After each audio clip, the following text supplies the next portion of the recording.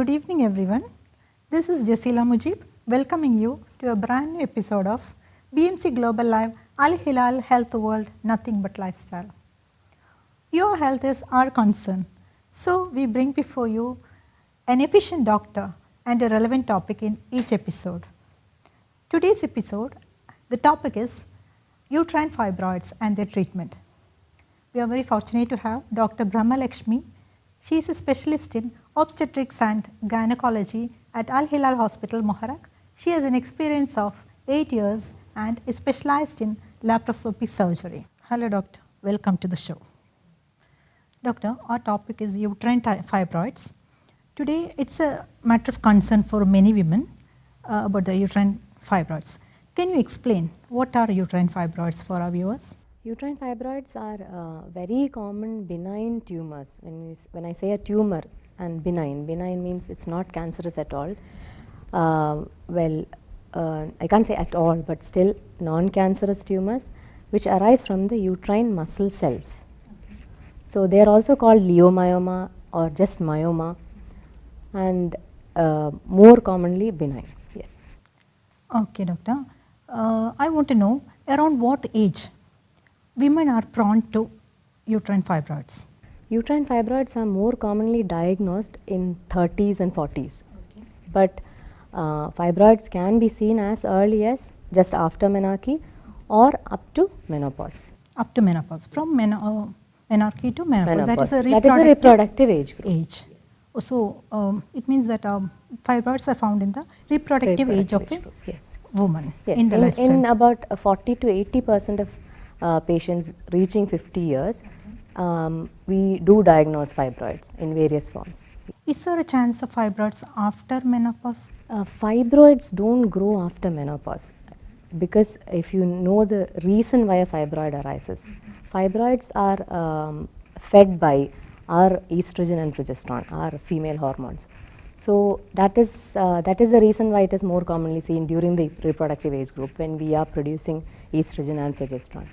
So after menopause, when we see that a fibroid or a uterine growth is coming up, that is when we suspect malignancy, cancer. Till menopause, fibroids grow, but they grow at a very slow rate. A fibroid grows only 0.5 to 1 centimeter in a year. So very little growth. Yes, it has a very slow growth. But when we see a fibroid growing very fast, suddenly in a year, 4-5 centimeters, that's a growth, especially in later age group, 45, 50 years, nearing menopause. That is when we again suspect a cancer. Okay, doctor, that was very informative. Then what are the symptoms of uterine fibroids? Well, uterine fibroids, the most common symptom any patient comes with is bleeding, of course, any abnormality in bleeding. That is, they might be having more bleeding during their period. The number of days of bleeding might remain the same, but they say that there is more bleeding during each day. Sometimes they have prolonged bleeding during the same cycle. They bleed for more than 7 days. Some patients come with not just heavy bleeding, but severe pain during periods. And also, some patients come with bleeding in between periods. Between 2 periods, they have intermenstrual, we call it intermenstrual spotting or bleeding. They come with that as well. And some patients have very frequent cycles, like before they might be having once in 30 days they are having periods. Slowly the frequency increases, as in the duration of the cycle decreases. Every 24 days they start bleeding, every 21 days they start bleeding, every 20 days they start bleeding. So the frequency of the cycle increases and they have more bleeding. All these are bleeding symptoms. But some patients come with just pressure symptoms. Like they come with increased frequency of micturition. They want to go to the washroom every now and then. Though they are not passing much urine, the frequency increases. Some patients even come with retention, as in they are not able to pass urine. Complete blockage of the urinary tract because of the fibroid sitting there. These are the common symptoms. Though nowadays what we see is we have patients who come with unrelated symptoms. They might not be coming with menstrual symptoms at all. They might come to a surgeon or a physician with abdominal pain or some unrelated symptom for which they are undergoing an ultrasound. and incidentally they find a uterine fibroid and they come to us all worried. I have a tumor in my uterus, so what do I do next? So an asymptomatic fibroid is something that is more commonly seen nowadays because we have this intervention, ultrasound. We do ultrasound left, right, center for lots of other reasons, and we end up diagnosing a fibroid by that. Oh.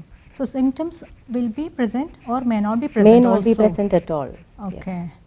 Yes. Once we find the symptoms, how can we diagnose this fibroids? When they come with symptoms, definitely the first diagnostic modality is doing an ultrasound.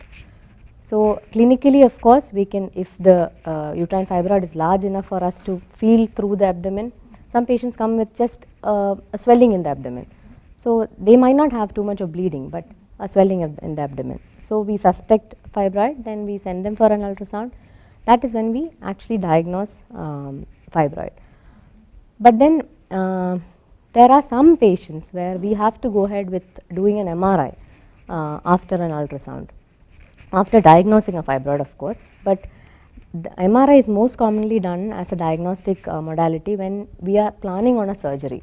We are planning on a surgery with a patient with multiple big fibroids. We have to just remove the fibroids. We have to keep the uterus. When you are planning on a complicated surgery. Also, in patients who, like I said, when we are suspecting cancer, as in there is a rapid growth in the fibroid for some reason, or postmenopausal patient coming with a huge fibroid. So that is when we suspect cancer. That is also when we might also do an MRI. Okay. So once diagnosed, what are the treatment measures you adopt? Will it go away with medicines, or usually we need surgical intervention? Yes.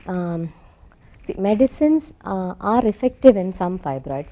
The thing is, it is not a cure. Medicines are just intermediary.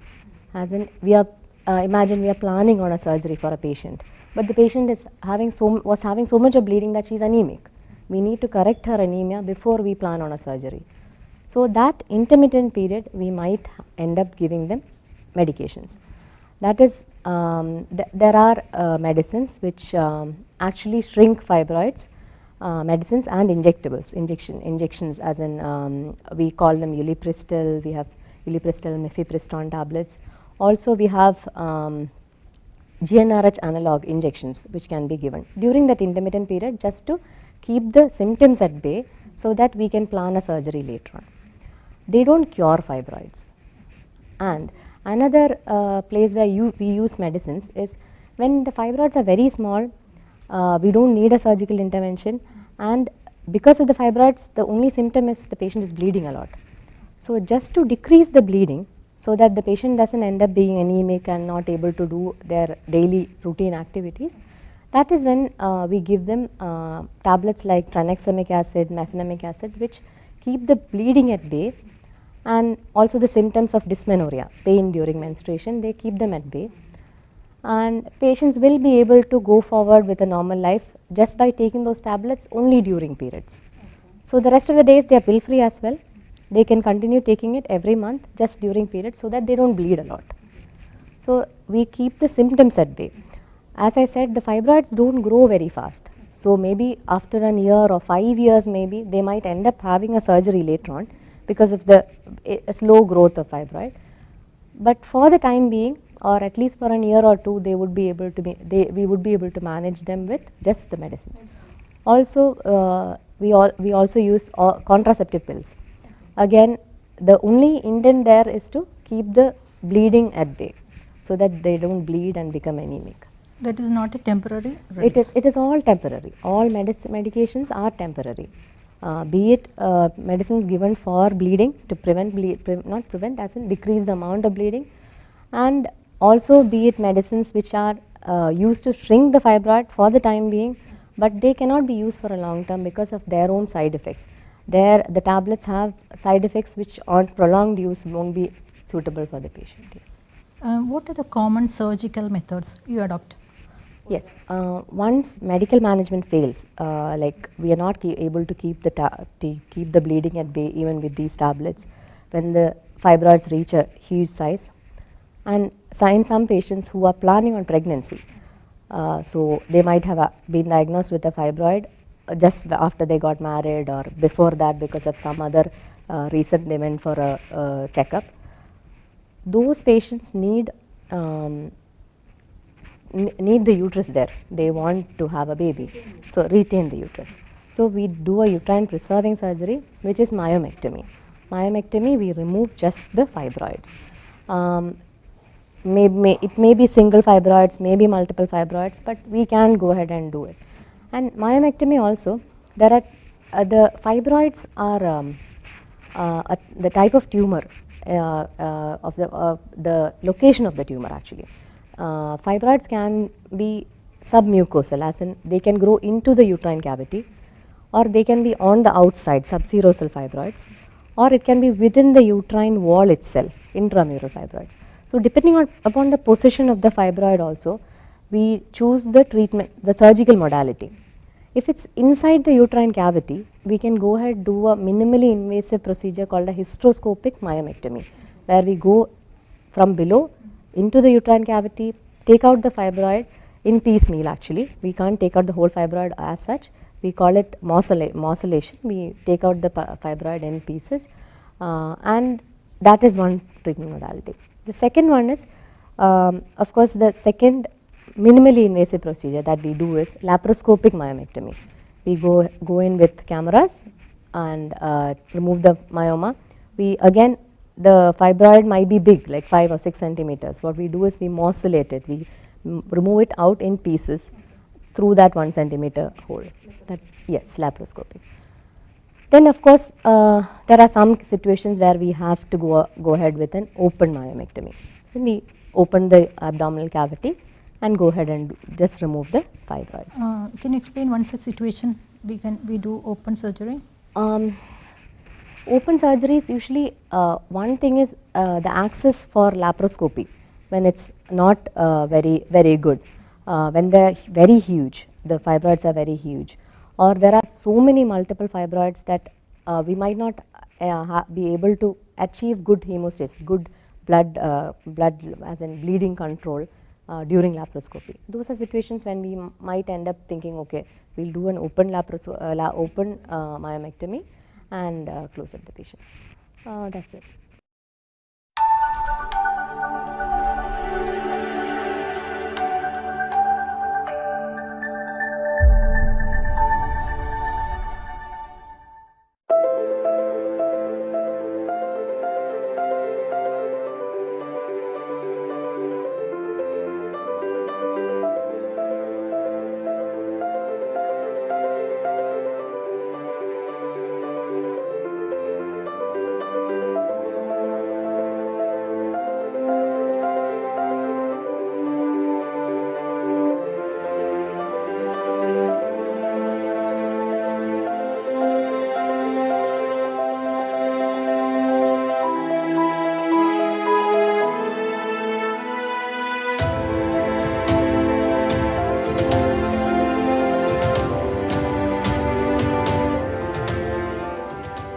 The branch of Megamart and Macromart supermarkets in Bahrain has opened in Sahala. The best offers are available to the customers at affordable rates. Everyone is welcome. During and around the opening day, a variety of fish including salmon, meat and dairy products, roastery, frozen items, food and non-food items, groceries, fruits and vegetables, electronics, garments and ready-to-eat food items are available to the customers at affordable rates. Hearty welcome to all. Megamart and Macromart, your favorite shopping destination.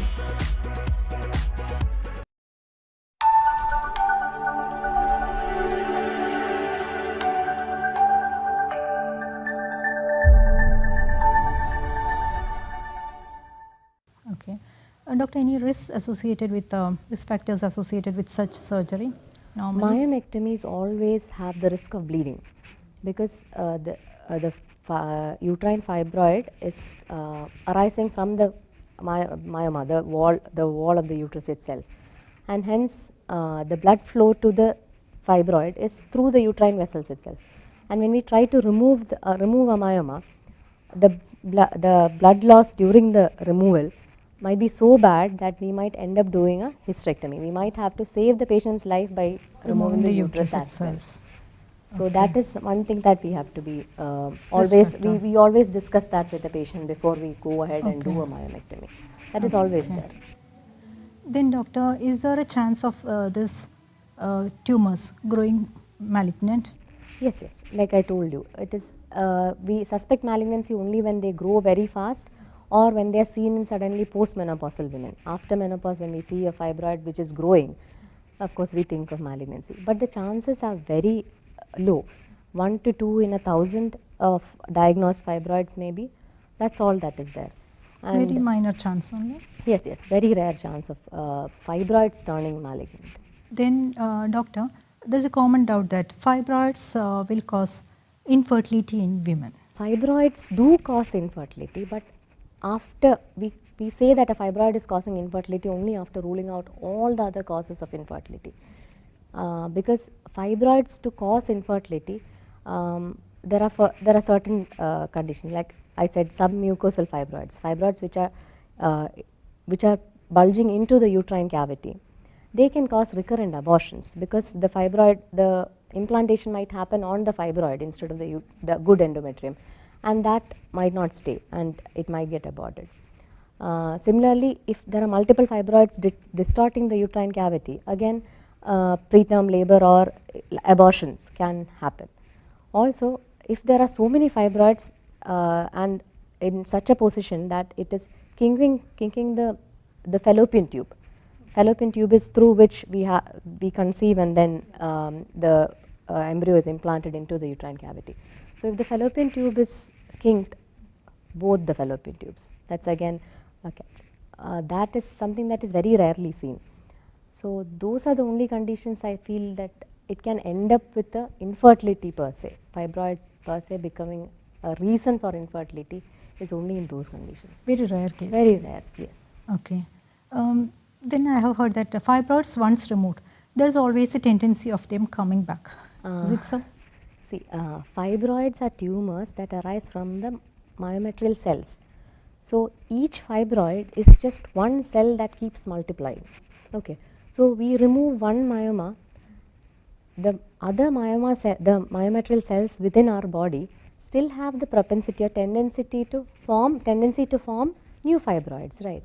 So we remove whatever is seen, whatever we can palpate, touch and feel, or what can be seen, maybe up to 1 centimeter we can remove. But what about those sub-centimetric fibroids which are left behind? Oh, yeah. They start growing. They may grow. Yes, but they grow slowly again. Okay. We remove the big ones, the smaller ones which are there, which couldn't be seen by us when we were doing the surgery, they slowly grow. It is not the myoma that was removed which grows back. Okay. It Another is one new, may grow. It is new fibroids, because our body, if a person has the tendency to form fibroids, that means all the cells in her uterus have the tendency to form myomas. So even if one is removed, a new one can sprout. Very nice information. Doctor, any takeaway message to our viewers from you? There are a few instances when we felt maybe this patient could have come to us a little earlier. So any woman, I always tell them after 30 years, get a woman checkup, a well-woman checkup, so that we can diagnose them early. They might be bleeding, okay, because of all the family pressure and everything, work, taking care of kids. They tend to ignore the fact that they are bleeding heavily every month. They might be bleeding heavily and becoming anemic. They reach such an extent that there are patients who come with 5 grams, 6 grams hemoglobin, and then we diagnose them with fibroids. So timely checkup would have prevented them from having to undergo blood transfusions and then later on a surgery. That is one thing. Second thing is, every time an incidental asymptomatic fibroid is seen, don't get scared. Fibroids are mostly benign tumors. They don't become malignant until the conditions I said already. So don't insist on removing a fibroid. You are undergoing a surgery there. So you don't have to do that unless your condition, your medical condition is not being kept at bay with just tablets. And small fibroids don't do any harm. centimeter, 3 centimeter fibroids can be managed with medicines during the periods. Just during the periods they need to take tablets and they'll remain fine for a very long time, maybe 3, 4, 5 years. So don't get scared just by seeing an incidental asymptomatic fibroid in an ultrasound. So these are two things which we get worried about. Then they ladies come and tell us, no, somehow remove the tumor because I'm scared that there's a tumor there and what if it turns malignant. Doctor, one last question. Any underlying causes for the fibroid, like heredity or something? It is seen that fibroids do run in families, like mothers, sisters having fibroids. The girl who come to us also may end up having a fibroid. More than that, more than a genetic thing, it is patients, ladies who have less number of children that have fibroids. So it is like, it is said that fibroid is the baby of an unborn womb. You don't have babies, the uterus produces fibroids.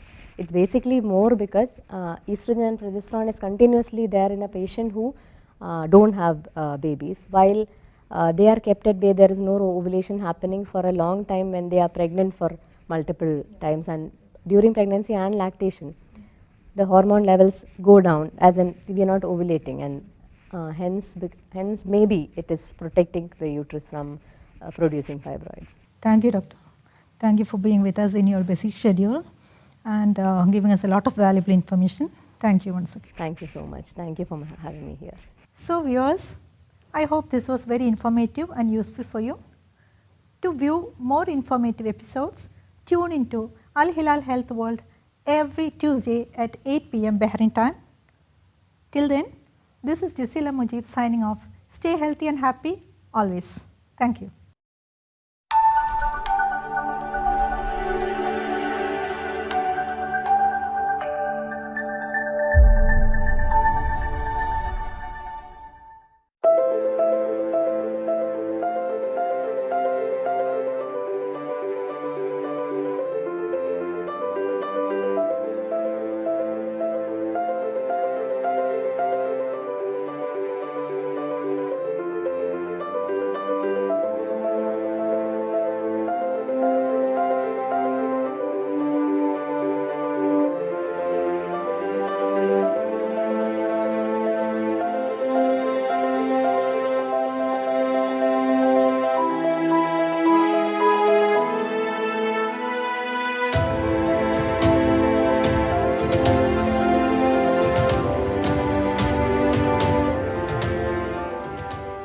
The 16th branch of Megamart and Macromart supermarkets in Bahrain has opened in Sahla. The best offers are available to the customers at affordable rates. Everyone is welcome. During and around the opening day, a variety of fish including salmon, meat and dairy products, roastery, frozen items, food and non-food items, groceries, fruits and vegetables, electronics, garments and ready-to-eat food items are available to the customers at affordable rates. Hearty welcome to all. Megamart and Macromart, your favorite shopping destination.